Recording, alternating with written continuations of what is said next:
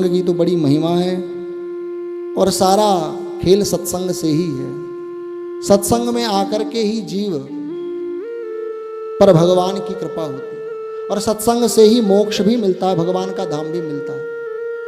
सत्संग से ही वैराग्य आता है। सत्संगात भव निस्पृहो, भव यानी संसार, तो संसार के प्रति जो वैराग्य है, संसार के प्रति जो निष्प्रियता है, वो सत्संग से ही जीव को प्राप्त होगी।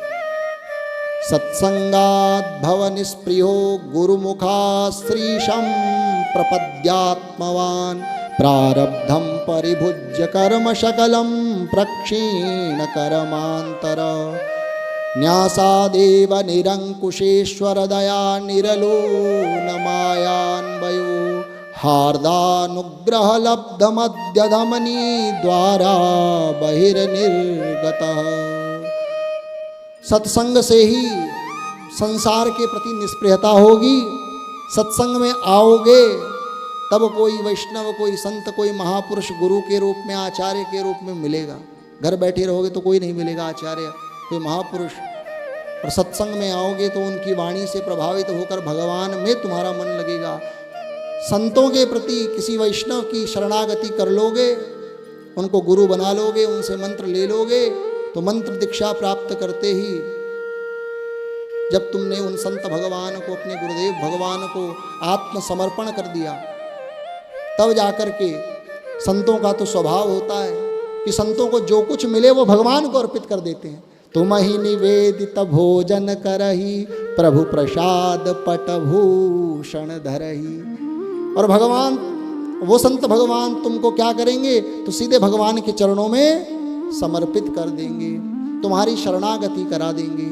और जब तुम्हारी शरणागति हो जाएगी तब तुम भगवान के उस मंत्र को, जो गुरु के मुख से मिला है, उस मंत्र को जब अपनी माला पे जपोगे, जपात सिद्धिर जपात सिद्धिर जपात सिद्धिर न संशय, इसमें संशय नहीं है कि तुमको सिद्धि नहीं मिलेगी। और गुरु के मुख से प्राप्त उस वैष्णव दीक्षा को, उस वैष्णव मंत्र को जब तुम जपोगे तो भगवान की तुम पर कृपा होगी।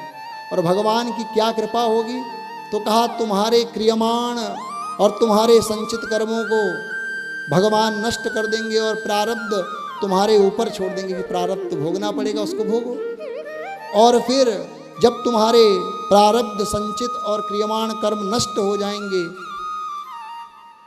तब भगवान तुम्हारे हृदय में एक अनुग्रह करेंगे।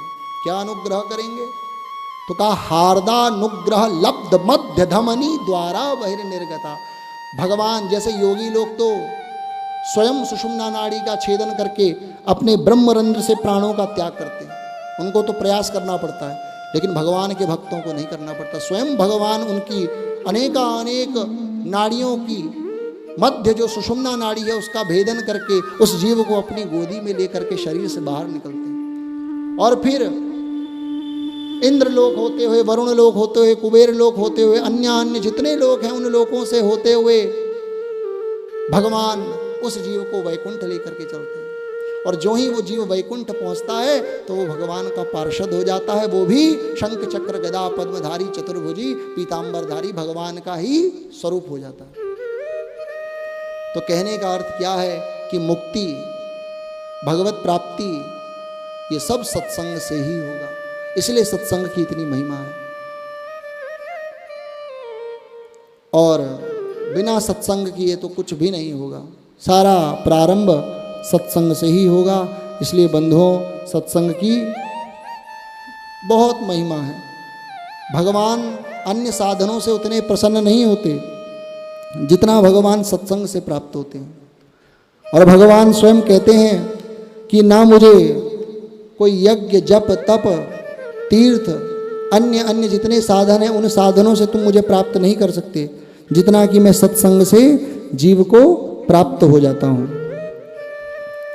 और सत्संग के द्वारा भगवान उस जीव के हृदय में आकर के बैठ जाते हैं। स्वयं भगवान ने कहा कि ना रोधयति माम योगो न सांख्यम धर्म एवच न स्वाध्यायस जपस त्यागो नेष्टापूर्तम न दक्षिणा। न दान से, न सदाचरण से, न यज्ञ, न जप, न तप, व्रतानि यज्ञश्छन्दांसि तीर्थानि नियमा यमा। खूब नियम कर लो, खूब यम नियम आसन प्रत्याहार ध्यान धारणा समाधि, लेकिन भगवान को उतना वश में नहीं कर सकते यथा वरुंधे सत्संग, जितना भगवान सत्संग के द्वारा जीव के वश में हो जाते हैं। इसीलिए सत्संग की बड़ी महिमा है। इन बंदर भालुओं ने क्या किया?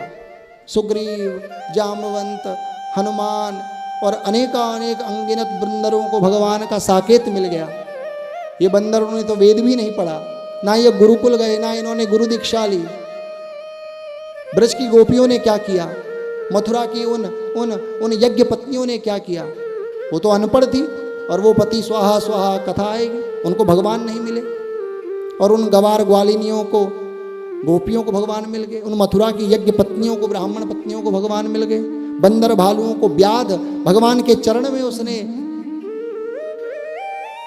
बाण मारा, लेकिन भगवान ने अपना लोक दे दिया उसको। क्या किया? उसका अच्छा आचरण था। कुब्जा कोई अच्छी थी, कौन सा पढ़ी लिखी थी? वेद पढ़ा, दान किया, स्वाध्याय किया, कुछ नहीं किया, लेकिन भगवान उनको मिल गए।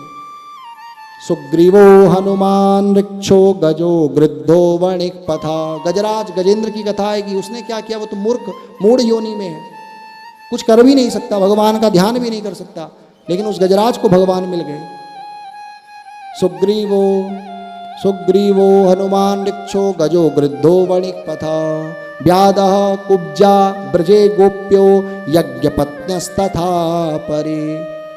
इन सबको भगवान मिले। तेनाधीत श्रुतिगणानोपासीत महत्तमा। उन्होंने कोई अध्ययन नहीं किया, वेद नहीं पढ़े।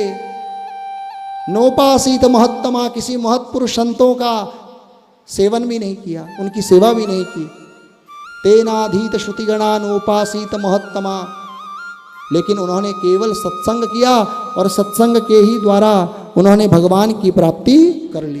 अवृता तप्त तपसा सत्संगान माम उपागता। भगवान कह रहे हैं ये सब उद्धव जी से, एकादश स्कंद में कि उद्धव, इन लोगों ने, इन बंदर भालुओं ने, इन गोपियों ने, इन कुब्जा आदियों ने कोई व्रत नहीं किया, कोई तप नहीं किया। सत्संगान माम उपागता, सत्संग से ही इन्होंने मेरी सानिध्य को, मेरी सन्निधि को प्राप्त कर लिया। इतनी सत्संग की महिमा है। कथा में तो प्रवेश होगा, लेकिन मैं आप लोगों के हृदय में भगवान की कथा और सत्संग की क्या महिमा है वो मैं सुना रहा हूँ। और यदि 2 दिन 5 दिन भी सुनाता रहूँ तो भी समाप्त नहीं होगी। लेकिन अब कथा में प्रवेश करेंगे, बहुत समय हो गया सत्संग की महिमा को। तो कहने का मतलब है केवलेन ही भावेन, केवल भाव से, भगवान के प्रति श्रद्धा भक्ति से गोप्यो गावो नगा मृगा, वृंदावन के पक्षियों ने, वृंदावन के लता पताओं ने, वृंदावन की गोपियों ने, वृंदावन के मोरों ने, बंदरों ने भगवान को केवल प्रेमा भक्ति से, केवल भगवान से प्रेम किया और ठाकुर जी को प्रसन्न कर लिया। इसलिए बंधुओं, सत्संग की बहुत अपार महिमा है।